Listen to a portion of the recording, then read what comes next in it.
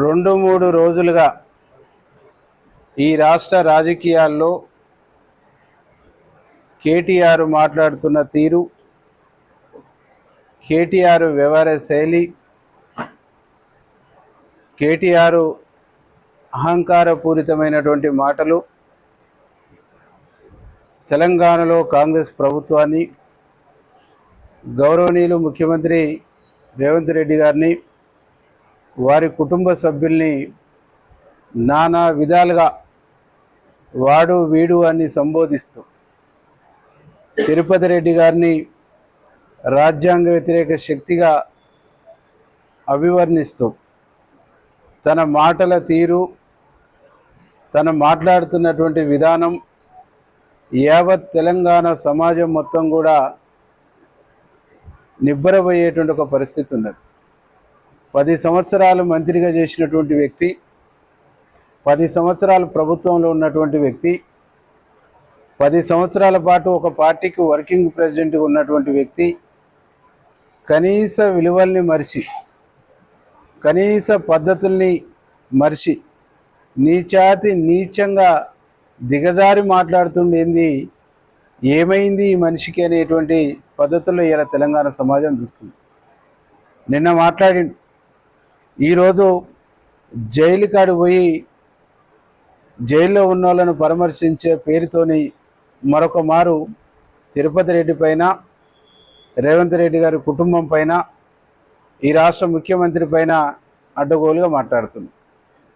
అవసరం అనుకుంటే మమ్మల్ని జైలు పెట్టండి, తనకు తానే కేటీఆర్ను అరెస్ట్ చేస్తారని చెప్పేసి రాపించుకుంటుంది.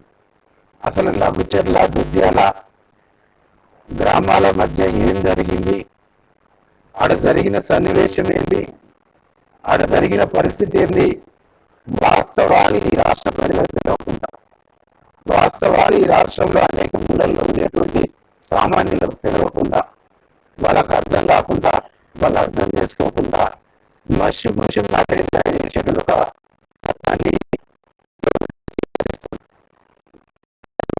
చేస్తున్నాం. లఘుచర్ల మధ్యన 1000 పైచిలకు అంటే నియరెస్ట్ 1300 ఎకరాల భూమిని ఇండస్ట్రియల్ కారిడార్ కోసం కాడా పేరుతోని రాష్ట్ర ప్రభుత్వం, గౌరవ ముఖ్యమంత్రి రేవంత్ రెడ్డి గారు చేపట్టినటువంటి ఒక ప్రాజెక్ట్. వికారాబాద్ సంబంధించినటువంటి ప్రాంతం, అభివృద్ధికి నోచుకున్నటువంటి ప్రాంతం. హైదరాబాద్కు దాదాపు 3 గంటల జర్నీ దూరంలో ఉన్నటువంటి ప్రాంతం, 3 గంటల పైచిలుకు రవాణా సౌకర్యం సరిగా లేనటువంటి ప్రాంతం. అటు పోతే బెంగళూరు కూడా చాలా దూరం ఉన్నటువంటి ప్రాంతం.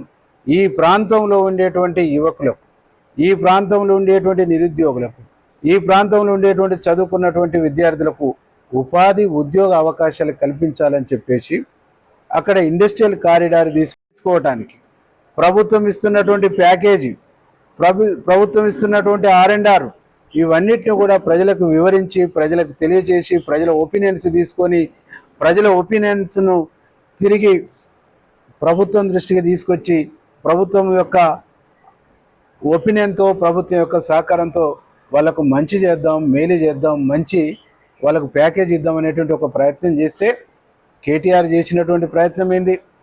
స్వయంగా సురేష్ అనేటువంటి వ్యక్తిని పురమాయించి అక్కడ మాజీ ఎమ్మెల్యే అయినటువంటి నరేందర్ రెడ్డిని అక్కడ కేటాయించి, నరేందర్ రెడ్డికి తను డైరెక్షన్ ఇచ్చి, తను సురేష్కి డైరెక్షన్ ఇచ్చి, ఇద్దరు కలిసి కలెక్టర్ పైన దాడి, అక్కడ వచ్చినటువంటి జాయింట్ కలెక్టర్ పైన హత్యా ప్రయత్నం, వెహికల్ల మీద రాళ్ళు వేస్తున్నటువంటి దృశ్యాలు ఇవన్నీ కూడా మీడియా వెహికల్ బలగొడుతుంది, రాళ్ళు విసురుతుంది, దాడి చేస్తుంది.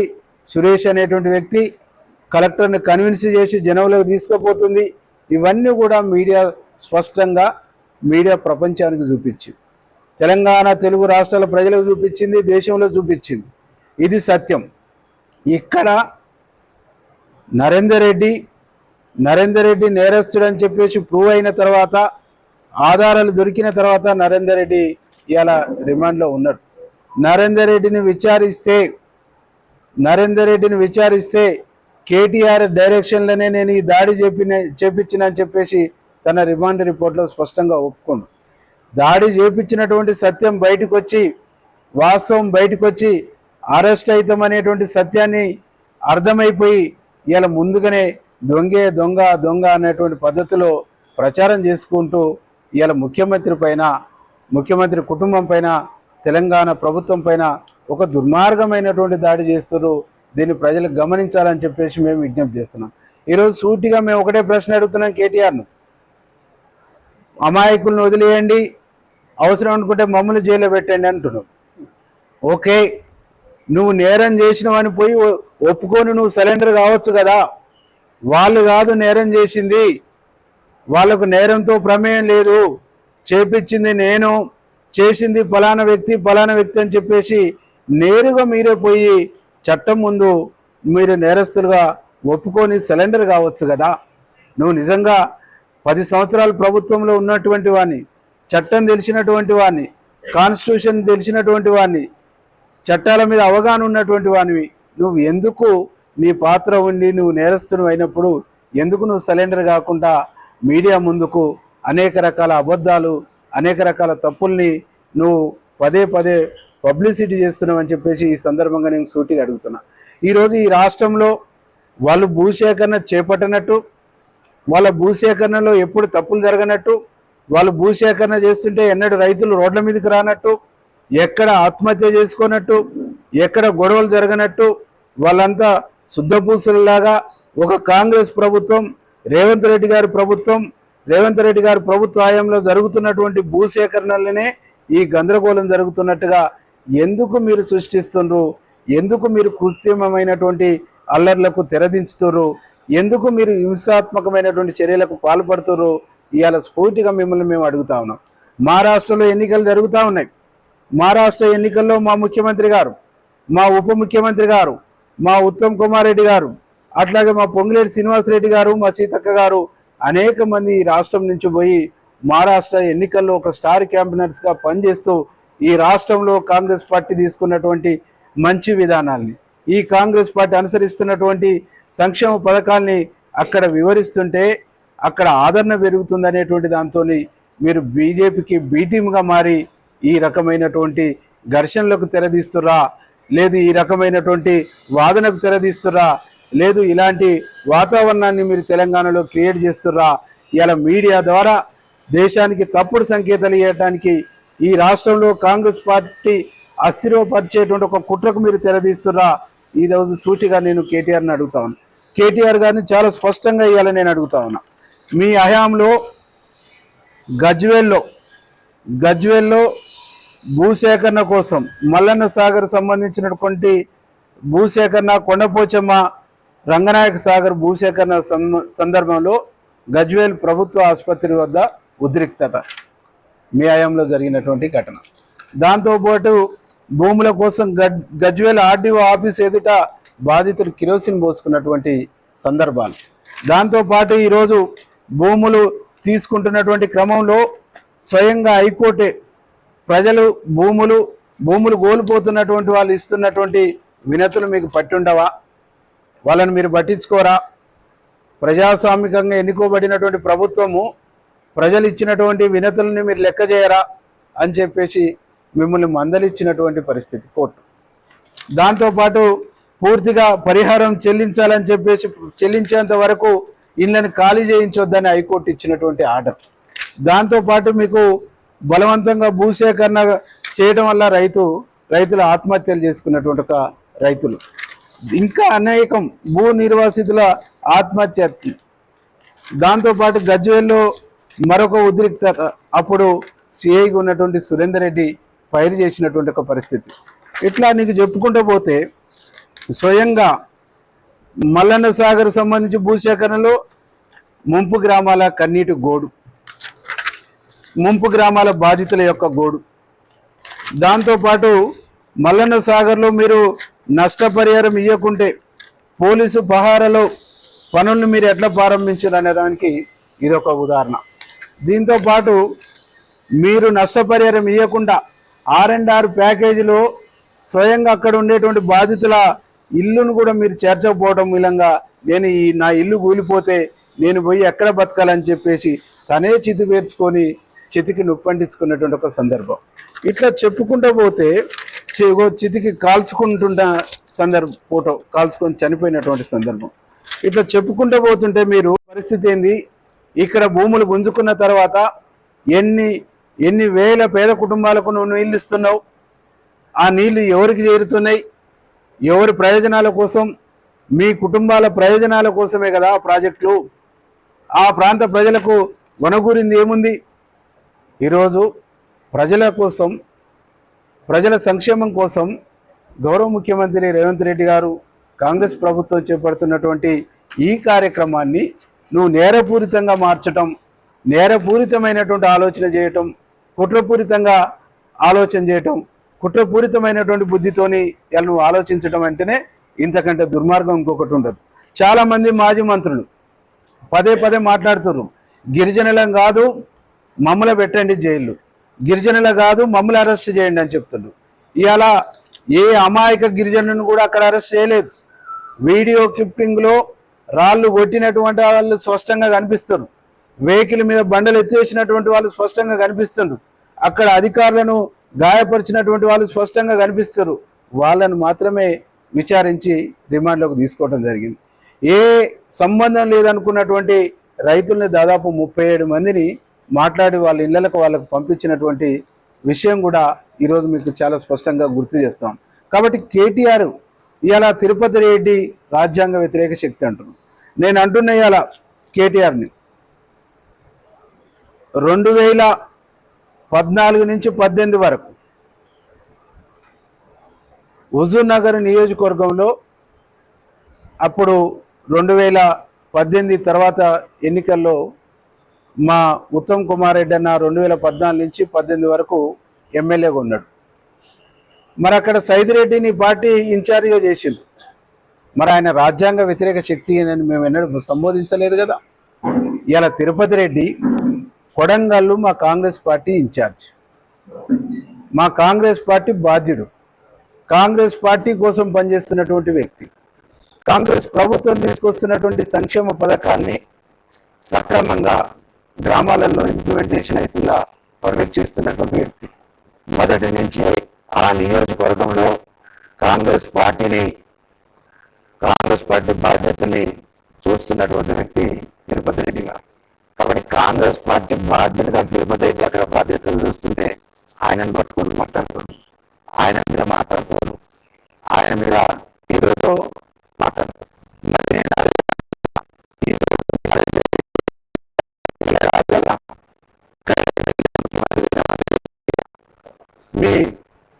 మీ పార్టీ బాధ్యతగానే ఆయన పోతున్నప్పుడు మరి మా పార్టీ బాధ్యతగా తిరుపతి రెడ్డి అక్కడ ఉండడం ఎట్లా నేరమైందో నువ్వు ఈ సందర్భంగా స్పష్టం చేయాలని చెప్పేసి మేము డిమాండ్ చేస్తున్నాం. ఈరోజు మేము సూటిగా కేటీఆర్కు ఒకటే ప్రశ్న ఇస్తున్నాం, నేరంలోని పాత్ర ఉంది అనేటువంటిది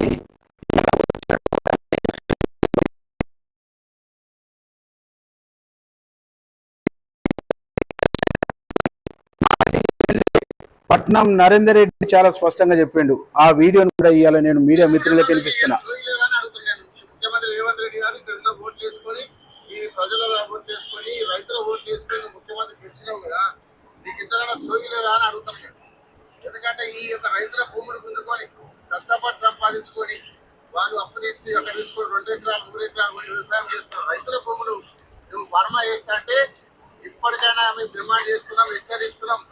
ఇక్కడ ఫార్మా కంపెనీ పెడితే తరిమి కొడతామని చెప్తే వేసుకుంటాం. లీడర్లు వచ్చినా కూడా ఈసారి పెద్ద ఎత్తున మొన్న జరిగింది చిన్న ఉదాహరణ అనుకోండి. మీరు అంతకన్నా ఎక్కువ డబ్బులు దిగులుగా మీకు గ్రామాలలో ఎక్కడికి వచ్చినా కూడా తరిమి కొడతామని కాంగ్రెస్ నాయకులు కానీ, ముఖ్యమంత్రి రాని, కాంగ్రెస్ నాయకులు రాని, కలెక్టర్ రాని ఎవరు వచ్చినా తరిమి కొడదాం. ఎవరు కూడా గొప్పండి, మీకు అందరికి కూడా మీకు అండగా ఉంటాం. నేను అండగా ఉంటా, టీఆర్ఎస్ పార్టీ అండగా ఉంటుంది, కేటీఆర్ గారు అండగా ఉంటారు, హరీష్ రావు గారు. స్పష్టంగా పట్నం నరేందర్ రెడ్డి తరిమి కొడతామని చెప్పేసి చెప్తారు. అంటే కొడతామనేటువంటి సందేశాన్ని, దాడి చేయాలనేటువంటి సందేశాన్ని ఈరోజు కేటీఆర్ గారు పంపుతుండా. అంటే కలెక్టర్లను కొట్టడం ద్వారా, కలెక్టర్ల పైన దాడి చేయడం ద్వారా, అధికారుల పైన హత్యా ప్రయత్నం చేయాలని చెప్పేసి అధికారులను చంపాలనేటువంటి కుట్రని కేటీఆర్ గారు ఏమైనా యువరచన చేసిందా? ఇవాళ మేము ఈ రాష్ట్రంలో ఉండేటువంటి ఐఏఎస్ల పక్షాన, ఈ రాష్ట్రంలో ఉండేటువంటి అధికారుల పక్షాన చాలా స్పష్టంగా కేటీఆర్ని అడుగుతా ఉన్నాం. మీ పార్టీ విధానమే అధికారుల పైన దాడి చేసే విధానమా? స్పష్టం చేయని చెప్పేసి మీ ఈ సందర్భంగా డిమాండ్ చేస్తాం. లేదు, మా పార్టీ విధానం కాదనుకున్నప్పుడు ఆ దాడి చేసినటువంటి మీ పార్టీ కార్యకర్తలను బహిష్కరించండి, మీ పార్టీ నుంచి బహిష్కరించి మీ చిత్తశుద్ధిని చాటుకోండి. దాడికి గురైనటువంటి అధికారులకు క్షమాపణ చెప్పేది పోయి, దాడిని ఖండించేది పోయి, దాడి చేసినటువంటి వాళ్ళని బహిష్కరించేది పోయి, ఈరోజు దాన్ని సమర్థించుకుంటూ దాడే జరగలేదనేటువంటి వాతావరణాన్ని క్రియేట్ చేస్తూ, దాడికి మేము కారణం కాదని చెప్తూ, ఇవాళ ఎస్టీలను కేసులు పెట్టిననేటువంటి మొసలి కన్నీరు గారుస్తూ, నేరస్తులం వాళ్ళు కాదు నేరస్తులు, మేము వాళ్ళని ప్రేరేపించినాం, వాళ్ళని రెచ్చగొట్టినాం, మా మీద కేసు పెట్టండి అధికారులారా, మమ్మల్ని క్షమించండి అని చెప్పేసి కేటీఆర్ అడుగుతాడేమో అని చెప్పేసి మేము అనుకున్నాం.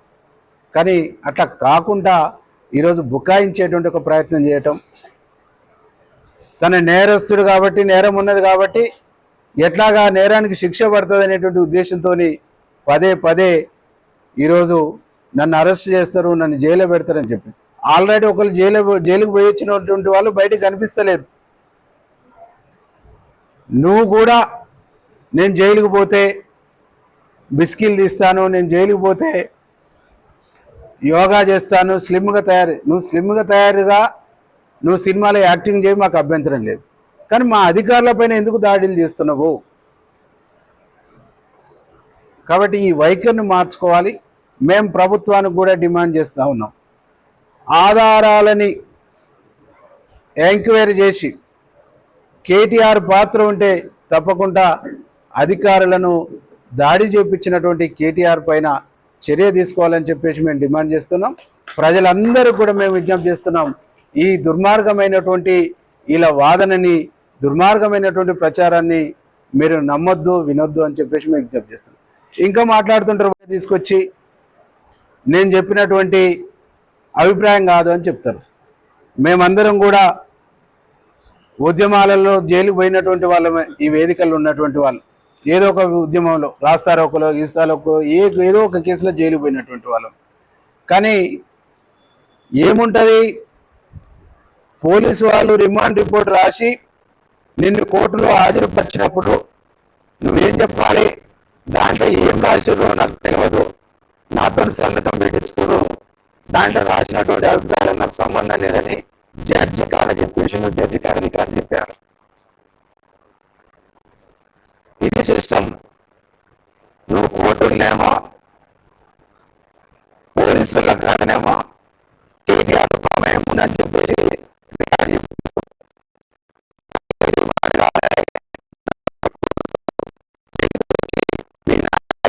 నాయకులు మిమ్మల్ని కొద్దిగా తయారు చేయకుండా ఒక లెటర్ తీసుకొచ్చేసి మళ్ళీ దొంగ ప్రచారం చేస్తారు. అంటే ఈ రాష్ట్రంలో ఎవరికి సిస్టమ్ తెలియదు, ఎవరు ఆదపోలేదు, ఎవరికి పోలీసు ప్రొసీజర్ తెలియదు, రిమాండ్ రిపోర్ట్ ఎట్టుంటుంది, దాని కోర్టులో ఏం సబ్మిట్ చేస్తారో బాధ్యతగా